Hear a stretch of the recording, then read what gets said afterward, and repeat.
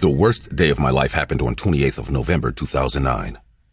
Despite all the time that has passed since it happened, I can still remember this horrific day as if it were yesterday. This particular day had started out in a very hectic manner.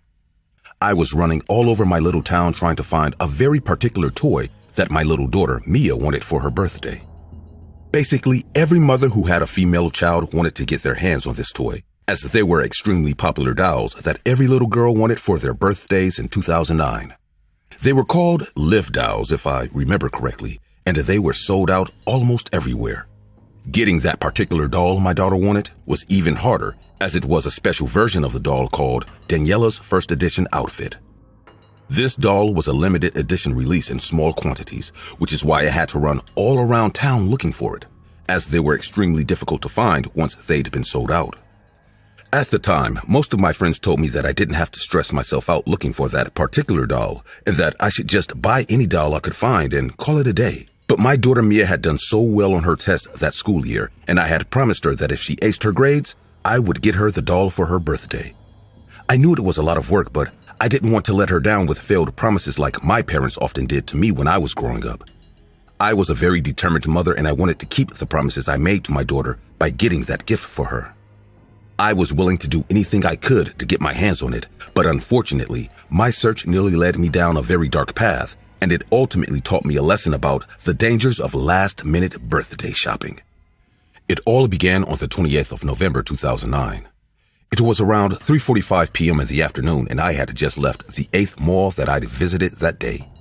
Even though I'd searched through the entire building, I still couldn't find the toy I was looking for. I knew I was running out of time at this point, as the evening was fast approaching. I'd pretty much exhausted all the malls in my area, in addition to all the online stores that didn't have the doll, so with no other option, I got in my car and made my way to the last place I could think of, which was a local mall that I often frequented. This particular mall was close to my home, and I usually did my shopping there. As I entered the mall, I greeted the sweet security guard, a man named Ian, whom I'd gotten to know from all the times I'd shopped there. I quickly made my way to the toy doll section and searched every inch of the place, but no matter how much I looked, I couldn't find the doll anywhere. My frustrations were reaching an all-time high now, as I'd been searching all day, but right before I could leave to look for another store in town that I might have missed or forgotten, I saw a strange man staring at me out of the corner of my eye. Confused, I asked, "Excuse me, sir, is there a problem?" The man then walked up to me with an odd grin on his face and responded with, "No, there's no problem. I just couldn't help but notice that you're frantically looking for something, and I thought I could be of help." I couldn't tell if the strange man worked at the local mall or not, but I told myself that I didn't have anything to lose. So I told him about the limited edition Daniela Live doll that I'd been looking for, and how I really needed to get it as a birthday present for my daughter. The man then looked me in the eyes and said, "Well, you're in luck, miss. I own a small convenience store at the edge of town. I usually come to this place to stock up on several things for my store, and I'm pretty sure I picked up some of those dolls the last time I was here. If you just follow me to the parking lot, I can show you the ones I have in my truck to see if I carried the particular one you've been looking for, and I'll give it to you for the right price." I remember being so excited that my search might finally come to an end, but I was also cautious. I wasn't sure if the man was lying or trying to sell me an off-brand doll, but I knew I didn't really have a choice. I thought about the smile on my daughter's face when she would open her presents on her birthday, and I wanted to see her happy, so I agreed to follow him to his truck. On our way out of the store, the security man, Ian, whom I'd mentioned earlier, asked me if I found what I was looking for, and I told him that I couldn't find anything in the store, but the man I was following told me he might have it in his truck.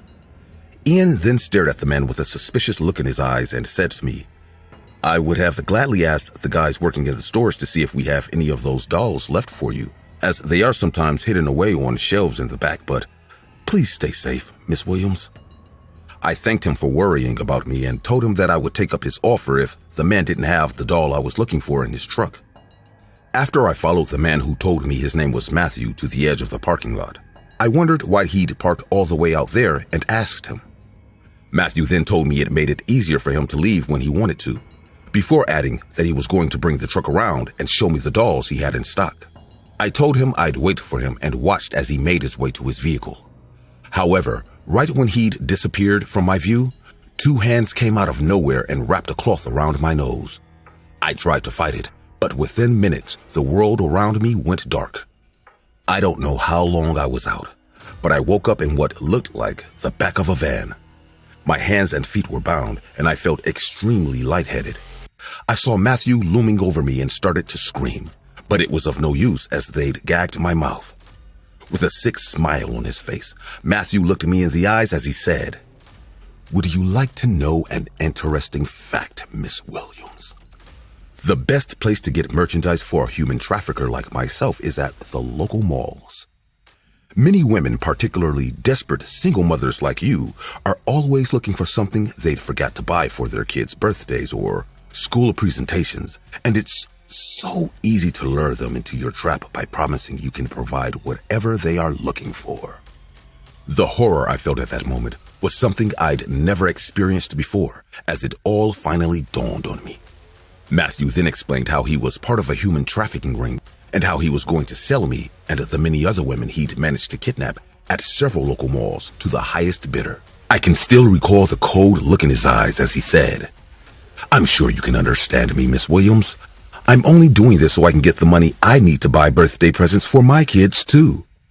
I really hope you're sold to one of the better clients that will use you rather than the ones that might cut you open and sell you for parts." Tears slowly started to run down my cheeks as the thought of never seeing my daughter's eyes or her smile again broke me. I'd been doing this all for her, but I told myself that there was no point in that now, as I'd ended up in a ghastly situation that I couldn't find my way out of. I knew there was no other option for me but to accept my fate. But before I could break down even more, I heard something. I thought I'd made it up at first, but I could hear it clearly now, and it was the sound of sirens. Matthew, who now had a terrified look on his face, grabbed me by the hair and screamed, "How the hell did you do this? How did you call the authorities without your cell?" He raised his hand to hit me, but before he could, the van was stopped and he was surrounded. Matthew's driver was quickly apprehended, and he was told to come out with his arms in the air. With no other possible options, he did as he was told. I remember thanking each and every officer that saved my life that day, but I was confused as to how they knew where to find me. One of the officers told me that they received a call from a local mall security officer named Ian a few hours ago, who said he'd followed a friend into the parking lot and had seen her get kidnapped.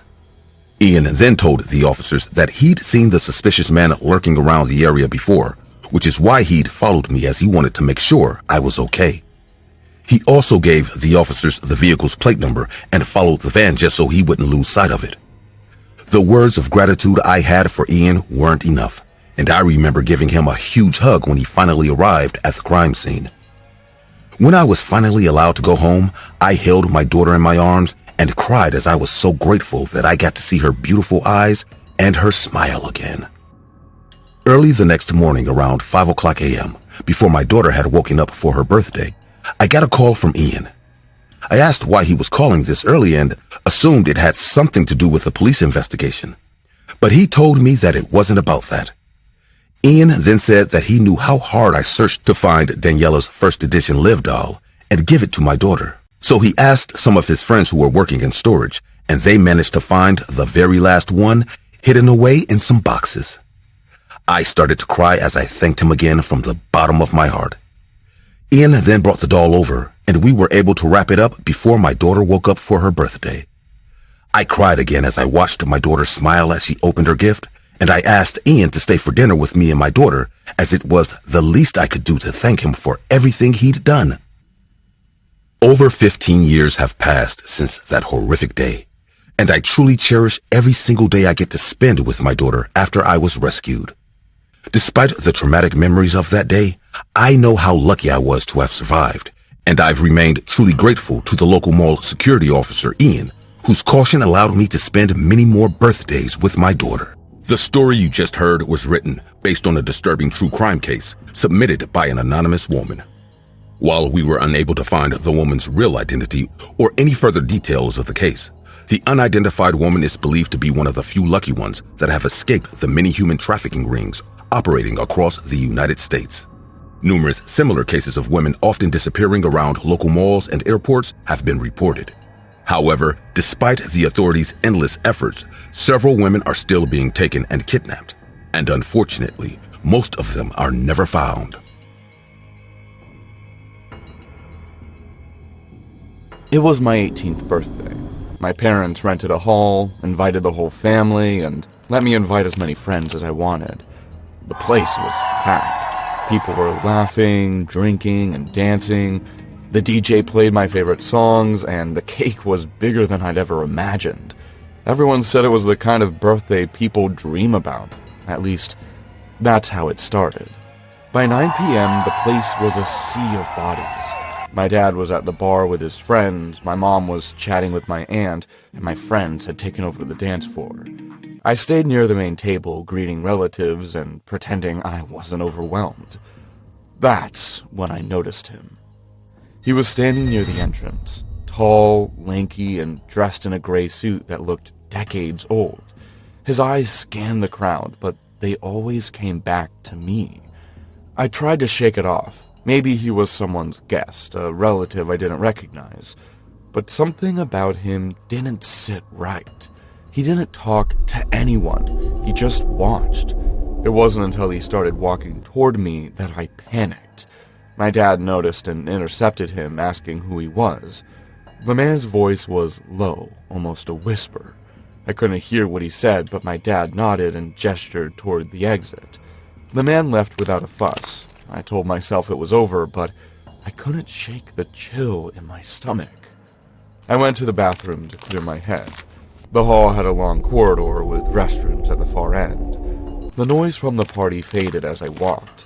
By the time I reached the door marked Women's, it was quiet enough to hear my own breathing. I stepped inside and locked myself in a stall. The party felt miles away. The bathroom smelled faintly of bleach, and the hum of a fluorescent light filled the silence. I splashed water on my face and took a deep breath. When I stepped out of the stall, he was there. The man stood in front of the sink, blocking my way. His hands rested on the counter, his head tilted slightly as he looked at me. His eyes were unblinking, his mouth twisted into a smile that didn't belong on any face. My heart dropped. "You look even better up close." I didn't respond. My legs refused to move. "Don't be scared. I've waited so long for this. You don't know me, but I know you. I've been watching you for years, and now we're finally alone." I snapped out of my shock and moved toward the door. He stepped in front of me, blocking my path. "Stay a while. I've got so much to say, so much I've imagined." His voice was calm, almost soothing, but his words made my skin crawl. I reached for the doorknob, but his hand shot out and grabbed my wrist. His grip was cold and unrelenting. "Don't worry, I'm not a perv or something. I don't have any romantic or carnal desires towards you. No, this is much stronger." I yanked my arm free and pushed past him, but he was faster. He shoved me back against the sink, pinning me there. I screamed, but the music from the party drowned it out. "I've thought about this moment for so long. I want to hang you with my hands. I want to feel your skin squeezed by my fingers, to see how life escapes from your eyes." His hands went for my throat. I clawed at his face, my nails digging into his skin. He grunted in pain, but didn't let go. I couldn't breathe. The edges of my vision started to blur. I jabbed my fingers into his eyes, pressing as hard as I could. He screamed and stumbled back, clutching his face. I fell to the floor, gasping for air. My throat burned, but I didn't stop to think. I crawled toward the door, but he grabbed my ankle and yanked me back. My face hit the tiles, and pain shot through my head. He was on the floor now, groping blindly, his fingers still slick with blood from his eyes. "You can't leave me! Don't leave! I beg you!" I kicked at him with everything I had. My heel connected with his nose, and I heard a sickening crunch. He screamed, releasing my ankle. I scrambled to my feet, but the pain in my right leg was unbearable. I looked down and realized my ankle was twisted at an unnatural angle. I must have broken it in the fall. He was still writhing on the floor, but his anger was growing. He crawled toward me, his face a mess of blood and fury. I dragged myself toward the door, biting back tears from the pain. I reached the door just as it opened. My dad stood there, his face pale and furious. Behind him, my mom gasped and covered her mouth. Without thinking, my dad grabbed the man by the collar and threw him back into the room. "Call the police!" My mom pulled out her phone, her hands trembling. The man tried to get up, but my dad kicked him in the ribs, sending him back to the floor. My mom stepped inside, her face twisted with rage. She slapped my dad hard across the face. "How could you let this happen?" Her words didn't make sense at first. Then she turned to me. "That man is your brother." The ambulance was quiet except for the hum of the engine. I was lying on the stretcher, my broken ankle throbbing, my throat raw. My mom sat beside me, her face pale and drawn. She hadn't said a word since we left the hall. I couldn't take the silence anymore. "What did you mean back there?" She stared at her hands, her voice barely audible. "That man is your brother. Your father had an affair years ago. He's the result." I blinked, trying to process her words. It didn't make sense.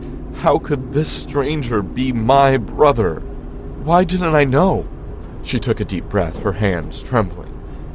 "I didn't want you to. Your father and I split up because of it. I found out when he was already 10. By then, it was too late to undo the damage." She hesitated, then added, "Your father told him about you, about his little sister. He became obsessed. We tried to keep him away, but he's not well. He never was." The rest of the ride was a blur. I couldn't wrap my head around what she was saying. At the hospital, they put a cast on my ankle and examined the bruises on my neck.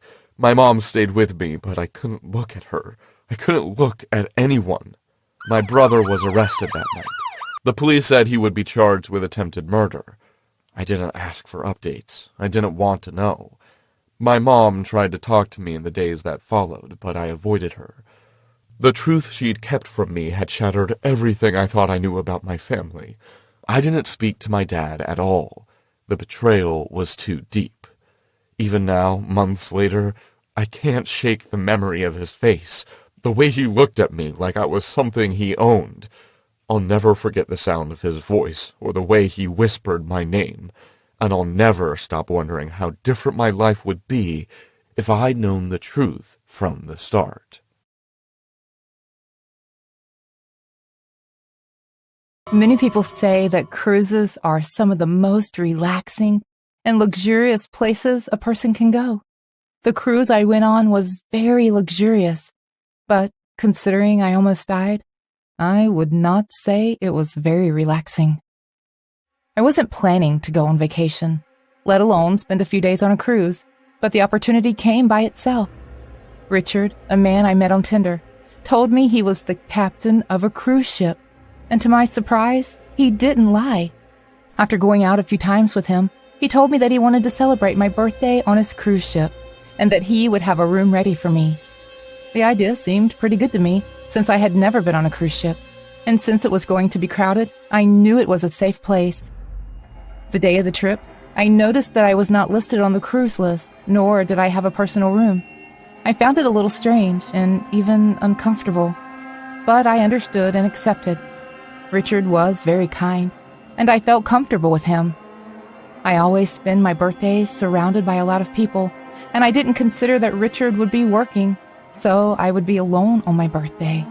Anyway, he told me that he would throw me a little birthday party in the room, and the next few days would be spent with family and friends, so this situation didn't bother me. I walked around the cruise ship before going to the room. Richard was probably already in it, getting things ready for my little party. On my way to his door through a long hallway, something strange happened. Two strange female figures appeared in front of me. They both looked at me angrily. Where had they come from? It didn't take long for my question to be answered, as one of them appeared in front of me in the blink of an eye, and with superhuman speed and violence, grabbed me by the hair and dragged me across the corridor away from Richard's door. Terrified, I ran as fast as I could. When I calmed down, I went to the captain's cabin, and somewhat timidly, I found Richard, who luckily was alone and still not in our room. I didn't dare tell him that I saw ghosts. He would probably think I was crazy. So I just told him that there were women near his room who tried to rob me. The man called with his communicator to the sub-captain, and with me, we ran to his room, but there was no one there. I'm actually kind of surprised. Nobody usually steals here. All these people are very wealthy, and no one comes in without a ticket. I know, it seems weird, but this woman was really scary. I didn't feel comfortable being here alone. Oh, don't worry, I can take a break. I'm not the only one in charge of the boat. Come on, let's go into the room. I made sure to have everything ready for your birthday party. Once we got there, I started to explore, a little scared, while Richard was looking for something in his closet. As I looked around the room, there were no birthday decorations or anything similar, just a nice room. Maybe he had a big present stashed in the closet? I glanced at the mirror, and with a muffled scream, I jumped back in fright. The two women were in the mirror. Both had deformed faces and stab wounds all over their bodies. They were both looking at me, but at the same time pointing at Richard.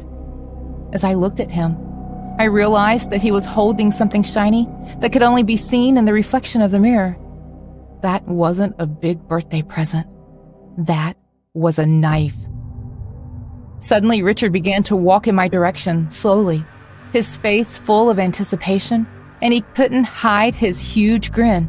Happy birthday! Richard, what are you doing with that knife? You don't like surprises? With an ear-to-ear smile.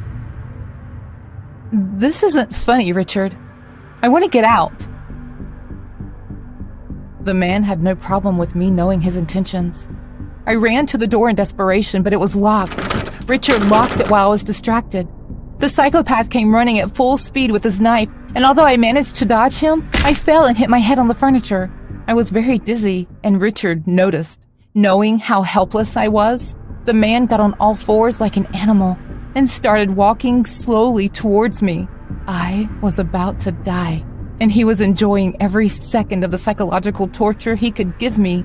He was like a cat playing with a mouse before killing it. I tried to stand up, but I fell to the ground. I was losing blood from the blow. It was going to be impossible to escape or even defend myself. Without bothering to get up from the ground, Richard came towards me and started to run the knife across my body, grazing it without applying pressure. The knife was cold and sharp. I couldn't die there. I had to do something. I gathered all my energy, and the only thing I managed to do was hit him with a weak blow in the face. He not only didn't seem to be affected, he even seemed to enjoy the fact that I still had some fight left in me, happy and smiling. Richard raised the knife to stab me. I couldn't even close my eyes. I could only see the knife coming towards me. Suddenly, to both Richard's and my surprise, I flew away as if something had thrown me. The blow was so strong that the door opened with my back. It was as if something invisible with enormous force had grabbed me and thrown me against the door as hard as possible. My body was more sore than ever, but I hadn't hurt my head anymore. Finding new energy, I crawled as fast as I could, screaming and screaming for help. Blinded by anger, Richard also screamed and ran at me with his knife, but this time, he couldn't do anything to me. Some security guards nearby stopped him before he could rush towards me. Richard had been impulsive, and this time he had been caught. As the men restrained Richard, I began to lose consciousness. The last thing I saw before I closed my eyes were two women in his room, staring at me. Soon after, I woke in the hospital. The police officer told me that Richard had been arrested for attempted murder, but soon after the truth came out. Richard was convicted of murder. The victims? Two young women seduced and killed by Richard in his room, just like he tried to do with me. When I saw the photos of the women, I recognized them immediately. They were the ghosts that were with me on the boat. They never tried to harm me. They just wanted to get me away from that room. Even after they died, they didn't want me to suffer as they did. They didn't want my life to end up in the hands of the psychopath. I celebrated my birthday a few weeks later, this time surrounded by family and friends. Since that day, I am much more distrustful of everyone. You never know that behind a man who seemed generous, kind, and quiet, you could find a monster.